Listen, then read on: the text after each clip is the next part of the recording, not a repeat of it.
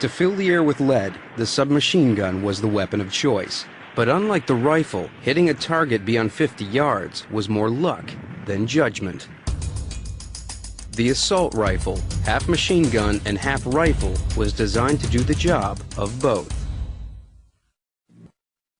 Even the construction of the AK-47 and M16 revealed deep differences between East and West.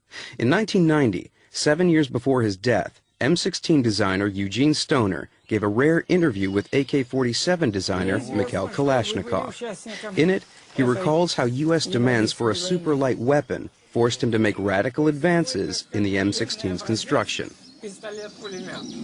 That meant choosing lightweight materials right from the beginning. Aluminum in place of steel, fiberglass, and construction in place of wood.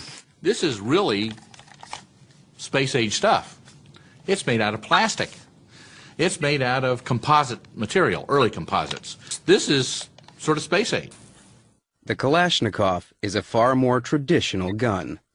The AK-47 is of rather conventional design, using common materials, steel and wood, and readily available machining technology. The parts are manufactured to less precision. From an engineering standpoint, it is a low-tech weapon. This means that for automatic fire, the M16 is much easier to control than the AK-47. Slowed down 14,000 times, it's clear that the kick or recoil of the high-precision M16 moves it very little. Not the AK-47. It's throwing itself around. Look at the end of the barrel. It's clearly flexing up and down. One reason for this wobbly performance is the way it works. What's happening when this is fired is, of course, the cycle rate's fairly high, and you've got a really big hunk of metal coming back, and it's slightly off-center. Not much, but slightly off-center. So this thing's coming back and then coming back forward, so you've got really two violent acts going on. And then if you have the round going off, you have a third violent act going on. The M16, on the other hand, this is a much smoother operating weapon. Consequently, the accuracy on this in full automatic fire is a lot better than is the AK. We've come to Morris County, New Jersey. The Picatinny Arsenal is where the U.S. Army puts their small arms to the test. We've set up targets at about 200 yards. It's an easy distance for a decent rifle. First up is the M16. What we're looking for is grouping, how close the shots are to each other.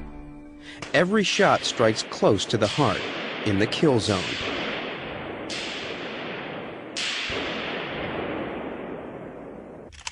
Now, the AK-47. Only one of the 5 shots even tags the lower left edge of the paper. Not one strikes the kill zone.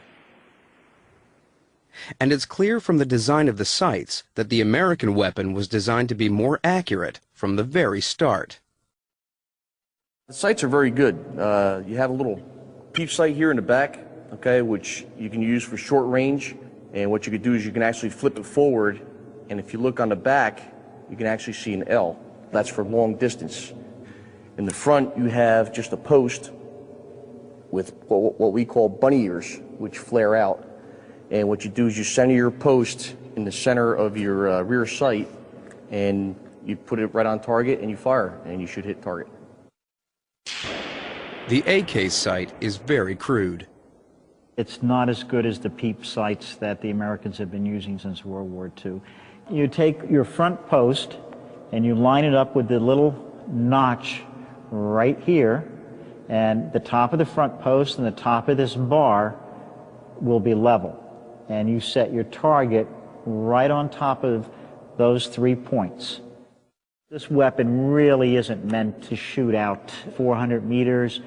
You've got to have really good ammunition, a good barrel, nice steady hand, a good eye, and no wind conditions to shoot out any distance like that. If you do hit somebody at that distance, it'll hurt, but you're not necessarily going to be able to do it every time. Out in open terrain, that extra accuracy could give the M16 a decisive advantage. An easier machine gun, a more accurate rifle. The M16 uses a smaller, slimmer bullet. With far less recoil than the AK, the M16 gun can weigh barely 2/3 as much as the AK-47, which was exactly what the U.S. military wanted, as Eugene Stoner explained to AK-47 designer Mikhail Kalashnikov. Basically, they wanted the lightest weight system that they could get. They wanted a weapon that would weigh 6 pounds, loaded with 20 rounds of ammunition. The weight was the driving emphasis on the whole design. In other words, there are a lot of things maybe you would like to do, but couldn't do because of the weight restraints.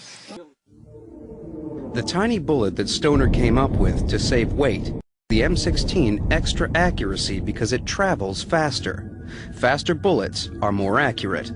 In addition, this little round weighs half as much as a Kalashnikov's lump of lead, which gives the M16 another combat advantage: lightweight. Lighter's always better. I mean, it is. Yeah, that's the bottom line, especially if you're the guy that has to carry it. The M16 round at 5.56 is a lighter, smaller round compared to the 7.62 that's used in the AK-47. What that means, really, is the capability to carry more rounds, which is what you need when you have an automatic weapon system, you know, because you go through rounds fairly quickly. I carried as much ammo as I could physically carry and run. Any place on my body, there was ammo. Ammo in my flak jacket, ammo in my pants, ammo in my ammo belt, any place.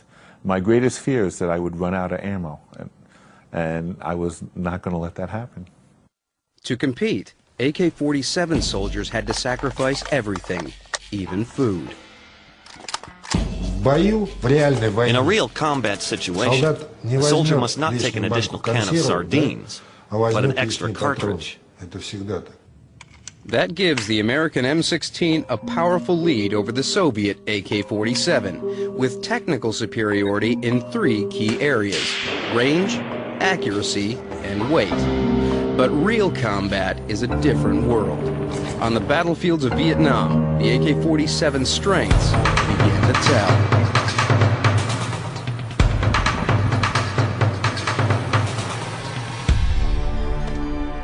In the close combat conditions of Vietnam, where the Soviet AK-47, in the hands of the North Vietnamese, met the American M16 assault rifle, the M16's biggest advantage, better range, wasn't much use. The reality is the basic soldier with iron sights can't shoot that far when he's shooting at an opponent that knows he's being shot at and is trying to do everything he can not to be shot. So, you know, most engagements really are 300 meters on in. To neutralize the M16's range advantage, the North Vietnamese chose close combat techniques. Their standard tactic was to do what they called hold on to our belt buckle. They would try to get as close to us as they possibly could and achieve fire superiority on us so that we couldn't use the weapons that we had. They were real good at it. They were real good. My father fought in Vietnam, and he told me stories of being so close to his opponent that in fact they crossed rifles. So, you know, the fight became very close. In close quarters battles, the M16's better accuracy could not guarantee victory. Though less accurate, the AK-47 had the advantage of a simple, easy-to-maintain construction. Like much of the equipment used by Russia and Vietnam, it was brutally low-tech. The M16's first-half superiority's been checked by the AK-47's remarkable advantage of simplicity. And if the battles deteriorated into hand-to-hand combat, the AK also had an advantage in its heavy wood and iron construction. Machine guns made from those materials can also be used for hand-to-hand combat. You can really smack someone with it. Whereas with the M16, its butt and barrel were made from fiberglass. If you hit someone hard with it, it would break. So it is used more for shooting. Hand fighting is feasible only with a Kalashnikov. And the M16's troubles weren't over yet, because the gun had been sent to Vietnam with ammunition it wasn't designed for. The explosive propellant that drives the bullet out of the gun had been changed to a dirty type that gummed up the works. The M16 was jamming in combat. When it deployed, the powder mixture was changed. It was changed to a mixture called ball powder. It's the stuff the United States Army has used forever. It works. It also fouls. Because of the powder fouling, you had failure to fire, and you were in a lot of trouble. If the gun failed, cleaning this dirty fouling out was the only answer. But soldiers had been told that the gun was so sophisticated, it didn't need cleaning at all, to the anger of designer Eugene Stoner. The Army didn't furnish any training manuals. They didn't even have a bore brush or cleaning rod for these weapons, and they issued 85,000 of them. A gun that needs cleaning in combat could cost soldiers their lives. The military had to find a way to make sure soldiers cleaned their weapons. Their solution was an unusual training manual. This has Connie Rod. Connie is a buxom young lady. And, well, most 19-year-olds, I can remember when I was 19, and it certainly caught my attention, and I like to read about Connie Rod, and it's sort of comic bookish. Shoot, people read a comic book. They won't read a field manual. Field manuals, let's face it, they're dull. Because of the closely fitting parts, weapons cleaning would have to be as second nature as breathing to keep the M16 in working order. You cleaned your weapon before you did anything else. You cleaned your weapon before you ate. You cleaned your weapon before you cleaned your socks. Oh, by the way, you have to make Marines change their socks by the numbers. So, consequently, you also have to make Marines clean their weapon by the numbers, too. No comic books were necessary for the low-tech AK-47. Clean or not, it would always fire. If it is not cleaned properly, it will not shoot so well, but it will shoot. The tolerances in that weapon are so sloppy. You still have to clean it, but it's not as vital. Soldiers had to come up with some very low-tech solutions to protect their high-tech M16s from the dirt, sand, and water they faced in the hostile Vietnamese environment. But no matter how careful they were, it was far easier to make an M16 jam than an AK-47. The close fit between the M16 assault rifle's parts meant that any dirt or debris that got near the gun would be trouble. We were in Chu Lai area, and I was digging a hole in the sand. Next thing, a tree line opens up on us, and everyone's firing back, and I lunged for my rifle, and when I did, it was somewhat laying like this, enough that I knew it was out of the sand, but when I grabbed it, I covered it with the sand, and as soon as I raised it to my shoulder and I pulled the trigger, all I heard was a click. I'm already panicking at this point. I mean, I'm a Lance Corporal. This is my first real firefight, and the round didn't go off. Sand was no hazard to the AK-47. In fact, it had been part of its original Army trials. I can give you an example of these types of trials. At the very last stage, the prototypes were hung up by ropes and dragged along sand. And after that, without any sort of cleaning, they were fired. In an environment like Vietnam, debris jamming the close-fitting parts of the M16 meant it could never match the loosely built AK-47's stunning reliability. My credo was then, and has remained throughout my career, simple and dependable. Simplicity and fantastic reliability, two more advantages of the AK-47 over the M16. The AK-47's heavier bullet may be slower and less accurate, but its sheer power is indisputable. We've set up these cinder blocks to simulate the wall of a building in a combat zone. First, the M16. Quite impressive. And now, the AK-47. We've also simulated a jungle environment with this 8-inch block of dense pine. At 28 yards, the M16 bullet fails to penetrate. And the AK-47?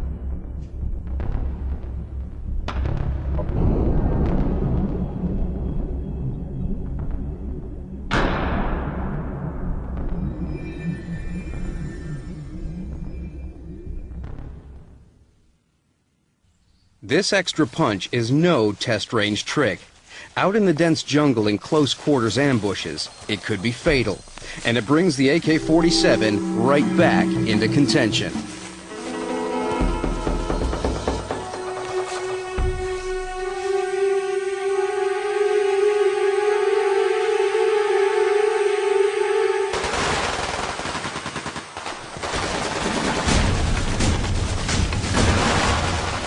Which leaves the M16 and the AK-47 level pegging, playing different strengths and weaknesses against each other.